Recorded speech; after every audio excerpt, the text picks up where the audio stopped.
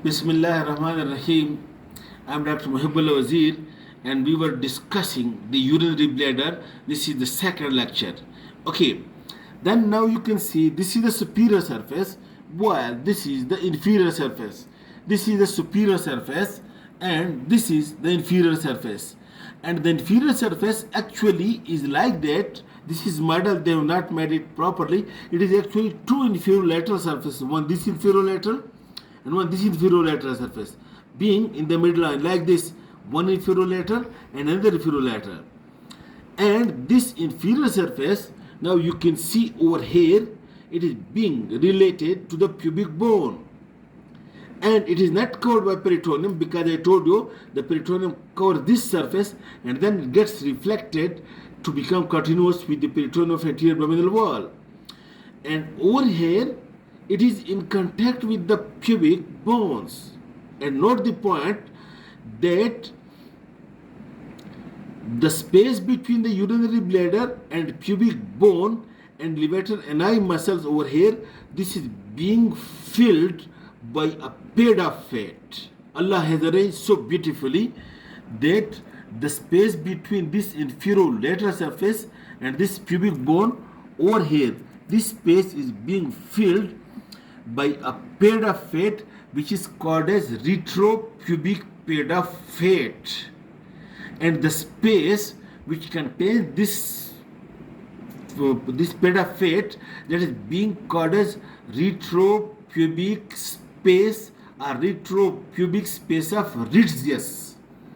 This retropubic space of Ritzius, it contains the retropubic pad of fat and separate the two inferior lateral surfaces from the pubic bones. And then look, this inferior surface and this posterior surface, they converge towards this area, and the two inferior surface and the posterior surface, they unite with one another. This part is then being called as the neck. Look, this posterior surface and this inferior surface, this part is being called the neck of the bladder, and this neck is being then pierced by this urethra. And over here okay, and over here is the internal urethral sphincter as well, being made up from the circular muscles fibers. Okay, and note the point that over here the neck of the bladder, which is over here the lowest part, it is being connected, the neck of the bladder is being connected by a sling of, look, let me say, look, this is one pubic bone, this is another pubic bone, and over here is the neck of the urinary bladder, and over here comes the urethra. A sling of fibromuscular tissue comes from this pubic bone, and then it surrounds this neck and being attached to another pubic bone, and this sling of fibromuscular tissue that extends from one pubic around the urethra, around the neck of the bladder, to connect this with another pubic bone. This is called as puborectalis in case of male, and pubovaginalis in case of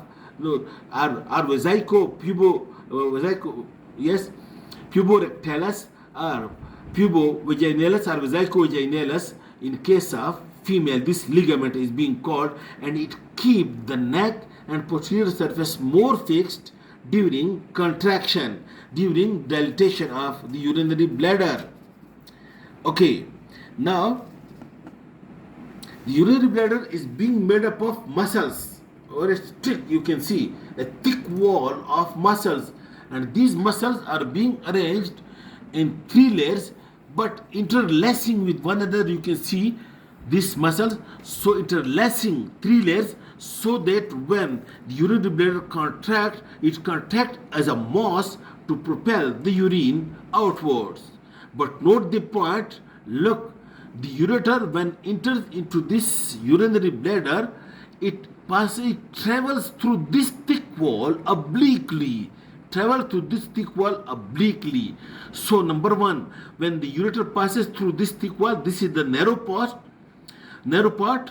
And number two, it acts like a veil so that when the urinary bladder contracts, it prevents the reflux of urine from the urinary bladder into the ureter. Again, this oblique course of the ureter through the wall of the urinary bladder, and this is being called as detrusor muscles, smooth muscles, but arranged in three layers in an interlacing way so that it can contract as a moss.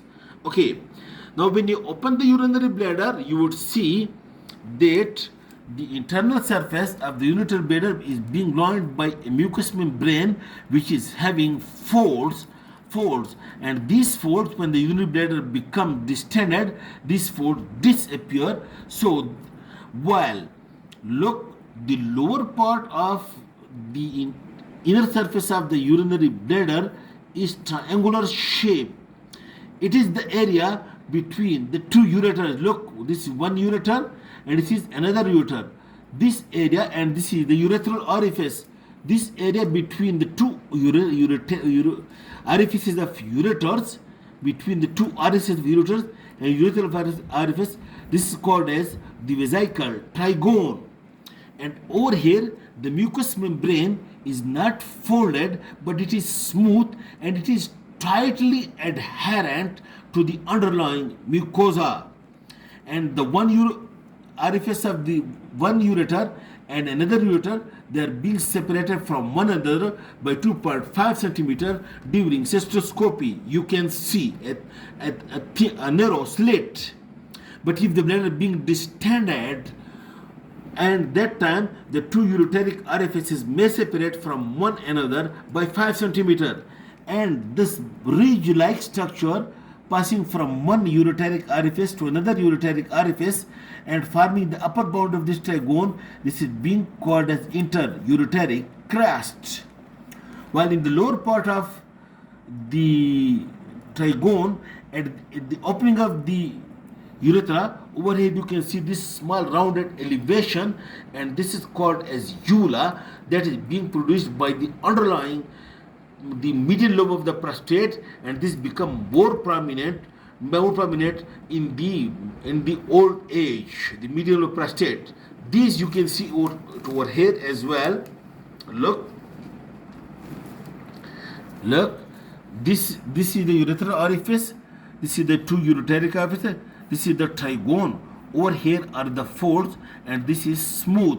Okay, and then you can see, look very closely, this ball or this crest. Is it clear in this view? It is this crest. This is interureteric crest or interureteric bridge, and it is being produced by the smooth walls. While over here is a ula, which I show you in this diagram. Okay, look over here.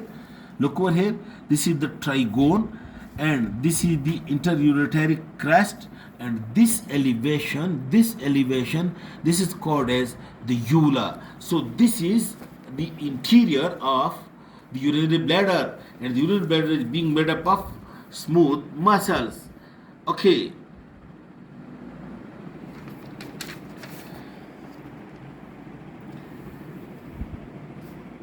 this is all about the anatomy of the urinary bladder, and then the blood supply and nerve supply, and then the maturation mechanism I will discuss in the next lecture. Thank you very much.